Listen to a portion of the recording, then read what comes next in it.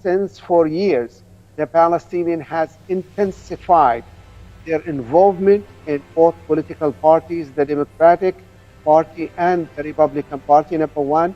Number two, they start taking sides, meaning if a candidate is fair and reasonable, you'll find that the Palestinian people start, rallying behind that candidate, giving him money, support, votes, and introducing him to our community so the community will vote for that candidate. So that is taking more and more part. The Palestinian diaspora support for their people in occupied Palestine is of paramount importance, and when the Israeli aggression is at its peak, such support is urgent. Today, while Israeli occupation forces impose a strict blockade on Nablus, Jenin, and Jerusalem, the Palestinian diaspora and the pro-justice lovers' voice becomes urgent. To talk more about that, I have with me Palestinian American political activist and member of the U.S. Palestinian Council, Engineer Maher Abdelqader. Welcome, Mr. Maher, to our program. Thank you. Mr. Maher, as I said in the introduction, Nablus has been under the Israeli siege for more than a week. Jerusalem is the same. They raid into the city of Jenin and its refugee camp every day and night, killing Palestinian youth and children. The Palestinian citizens who live around the world, we are talking about 7 million Palestinians, they must have their saying. What do you think? Well, if I want to assess the situation, it is as follows. Israel is dancing with death. Mm-hmm. What's happening is actually a dance of death. Since last year up to now, Israel wants to pursue two objectives. One, fragment the Palestinian people, 48, West Bank, Gaza, refugee camps, diaspora within the Arab world, and diaspora in Europe, America, and the rest of the world. That's number one. Number two, they want Palestinians to give up their quest for freedom, liberty, ending the occupation, and living like normal human beings. So, as a result of this objective, the Israeli army joining the extreme right Zionist people who are living in the Israeli settlements, they're working together as under the three objectives that the Israeli army declared, which is the three operations. One operation is Break the Way, which is being conducted by the settlers and the Israeli army in the West Bank. The second one is Deterrence or Law and Order, which is being conducted among the Palestinian people in 1948. And the third operation is Breaking the Dawn, which is against the Gaza. As a result of this, they have arrested over 5,600 Palestinians since the beginning of this year, killed over 100 people. But when they arrested people, they arrested 15% of that number, which is close to 800-900 people, underage Palestinians or Palestinian children and kids. This extreme violence and destruction against the Palestinian is taking place to assure Israeli right wing that Israel is taking every measure to suppress the Palestinians. And unfortunately, they're getting the American support, and Europe is denouncing these activities but doing nothing. I hope I gave a good idea about the objective. Yes. So the role of the Palestinian communities around the world, the Palestinian community in the United States, the Palestinian community in Latin America, the Palestinian community in Europe, everywhere they should have their saying. Yes, and that's what scares Israel. Actually, what scares Israel and the Jewish community, specifically the Zionists, two things also. Number one, as I said earlier, they want to fragment the Palestinian. But the Palestinian diaspora, especially Europe, North America, South America, becoming more and more vocal, and they are creating a platform where little by little are being heard by the public in America, South America, and Europe.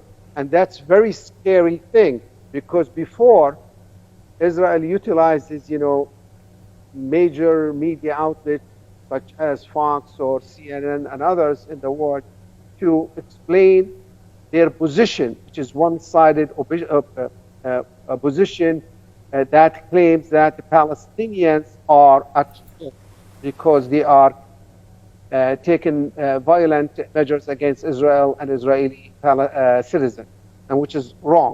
That's number one. Number two, the unity that the Palestinians are showing, especially after July of this year, where the number of Palestinians living between the river and the sea is 7,300,000 versus the Jewish people or the Israeli people who are living between the river and sea, which is 7 million.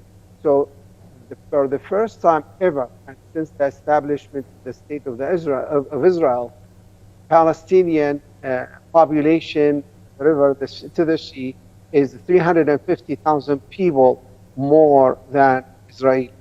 And that's very scary.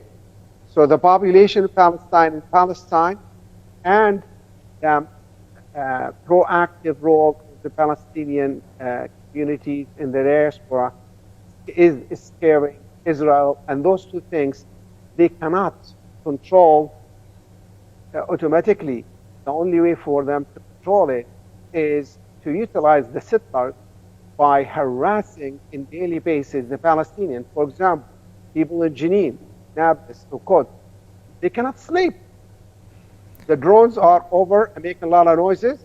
The settlers are roaming in the alleys and the streets of Palestinian towns and cities, going to the field, cutting their trees, harassing them with roadblocks, hundreds of roadblocks, inconveniencing them in their daily lives.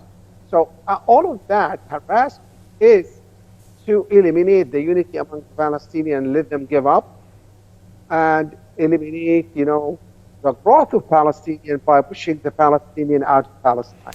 Yes, Maher. Okay, to be more specific, we know that Israel is the United States pampered baby. And if the United administration or a telephone from the White House to the Israeli occupation prime minister to stop their aggression and to lift off their siege on the Palestinian cities, whether in the occupied West Bank or in the Gaza Strip, Israel is going to do that. So what do you think the Palestinian community in the United States can do to mobilize for that and the pressure the Congress, the American administration to tell Israel to stop murdering children? 7-year-old child was killed, 11-year-old also was killed days after that. So your role in the United States? Well, it's not my role, to be honest with you. It's the role of people like me, in general, you like me, and the community. Yes. And the community. So this role has been intensified, especially that we have a large number of second and third generations in the United States. I'm talking about specifically in the United States. Yeah. And this second and third generation were born in the U.S. They speak the language the way the other people, speak it, and so you don't recognize that they are foreigner except for their appearance and their name.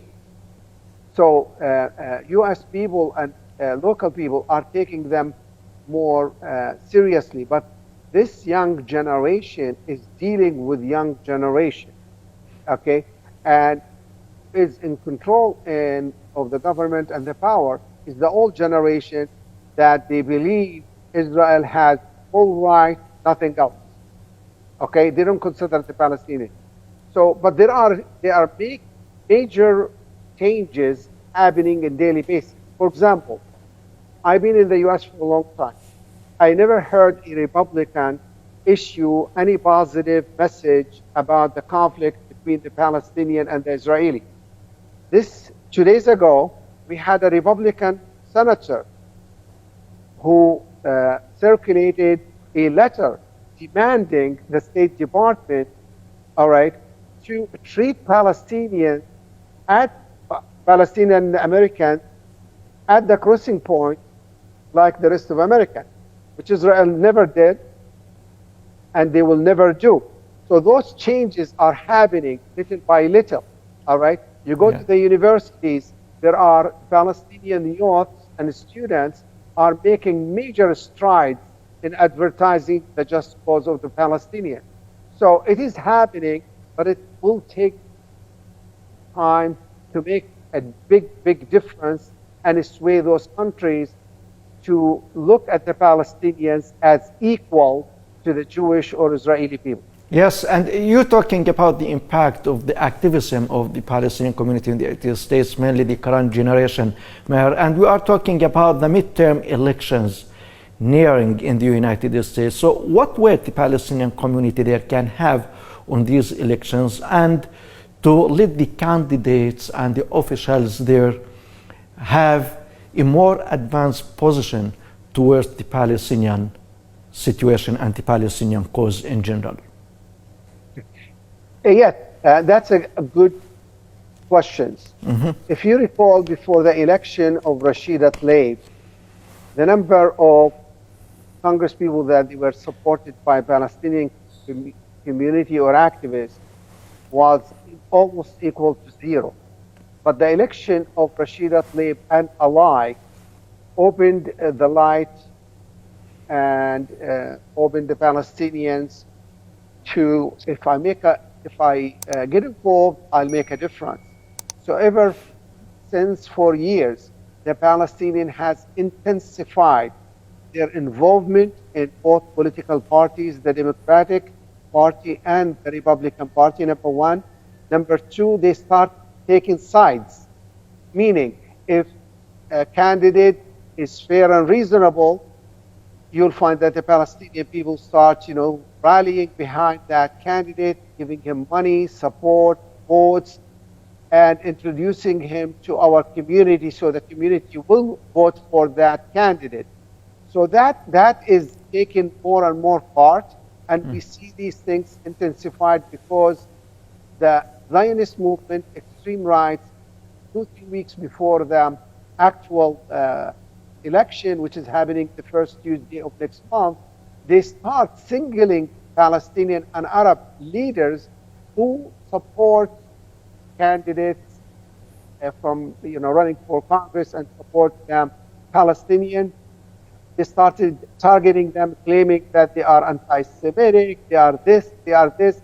So they wanted to make sure that they are bad talked about by the media and others, so the candidates will give up dealing with those candidates.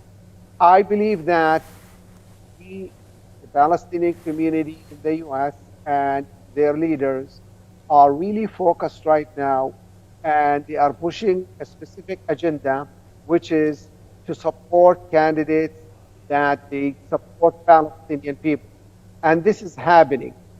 And, the last election, which was last 2 years ago, we had almost 14 people in Congress that they are looking at the Palestinian cause and conflict in a fair mind, meaning they have the courage to go and sponsor certain resolutions in the Congress to support Palestine and Palestinians.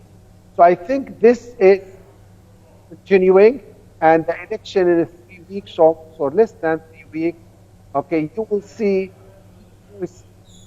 new voices in Congress being elected or being introduced, And that is scary to AIPAC, the Israeli, and the supporters of Israel in the United States. Yeah, and Mr. Maher, my final question to you. The Israeli military officials threat of an all-out aggression on the Palestinian cities in occupied West Bank, maybe the scenario that they used in the year 2000 when they occupied all the Palestinian cities and killed more than 2,000 Palestinians. If Israel takes this step, okay, and escalate its aggression to this point, what would the current American administration position be from your own perspective? Honestly, I hate to tell you that nothing. And, complaining to the United Nations and having resolution after resolution, or going to the European Union and ask them to condemn Israeli aggression against the Palestinians, or the official position of the United States, which is we encourage peace and peace settlement between the Palestinians. It is all empty talk that has no value, that has no impact on Israeli officials. And Israel since 1948 up to now knew that more than 900 resolutions took place in the United Nations, whether the General Assembly or the Security Council, and it has zero impact on their image or their policies. So unfortunately, the answer is nothing will happen in the U.S. What we need in actuality is more intensified solidarity movement with the Palestinians in Europe and in the United States and South America to convince those communities that the Palestinians have just fought. This is coupled with a unity among the Palestinians in 1948, West Bank and Gaza, where they will walk, from the same age or from the same point of view. That unity will scare and will make Israel, take back some of those aggressive, punitive actions against Palestinians.